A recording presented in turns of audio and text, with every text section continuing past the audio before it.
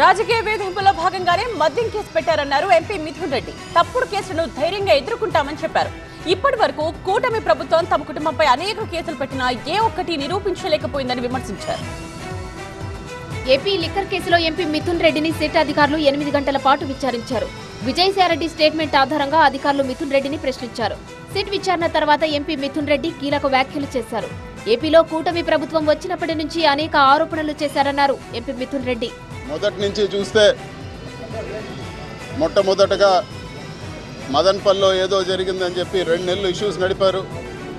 అతన్ని ఎవరైతే సస్పెక్ట్ ఉన్నాడో అతను తీసుకుపోయి పాలిగ్రాఫ్ టెస్ట్ చేసినా కూడా ఇదంతా పూర్తి ఒక కట్టుకథ అని చెప్పి పూర్తిగా తేలింది.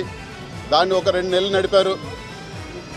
తర్వాత మైన్స్ డిపార్ట్మెంట్లో అవకతవకలు జరిగాయి, ఇసుకలో 1000 కోట్లు అన్నారు. అదంతా కూడా తప్పు కథనం అని చెప్పి నా బిజినెస్కి జిఎస్టీ నోటీస్ వచ్చింది. ఇప్పుడు ఏం చేయాలో అర్థం కావట్లేదు. ఇప్పుడే ఒక జిఎస్టీ ఎక్స్పర్ట్తో మాట్లాడు. ఇప్పటికిప్పుడు జిఎస్టీ ఎక్స్పర్ట్ అంటే ఎక్కడ దొరుకుతారు? బాస్ వాలా బీ ద బాస్ తేలడం జరిగింది. అదేవిధంగా మైన్స్ 100 మైన్స్ అనేక్రాంతం చేశారని తప్పుడు ఆరోపణలు చేశారు. ఏ ఒక్కటి కూడా ఇప్పటి వరకు ప్రూవ్ చేయలేదు.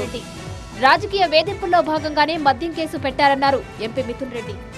ఇప్పటి వరకు చూస్తే అన్ని ఆరోపణలు చేసి ఇప్పుడు చివరిగా లిక్కర్ స్కామ్ అని చెప్పి ఇంకొక ఆరోపణ చేస్తున్నారు. ఇన్ని ఆరోపణలు లాగిన ఇది కూడా ఒక పొలిటికల్ హరాస్మెంట్ కేసు మాత్రమే.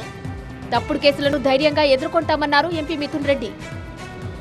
ఇప్పుడు వరకు రాష్ట్రంలో ఉండే అన్ని ఏవేవైతే ఒక డ్రగ్స్ కేసు, ఒక హ్యూమన్ ట్రాఫికింగ్ తప్పితే అన్ని రకాల కేసులు ఇప్పటి వరకు పెట్టారు. ఒకటే నేను చెప్పదలుచుకున్నాను, కోర్టు పరిధిలో ఉంది కాబట్టి పూర్తి వివరాలు చెప్పలేను. ఇది పూర్తి తప్పుడు కేసు. ఇలాంటి కేసులకు భయపడేది లేదు, ధైర్యంగా ఎదుర్కొంటామని చెప్పి కూడా ఈరోజు మీ సమక్షంలో తెలియజేస్తా ఉన్నాను.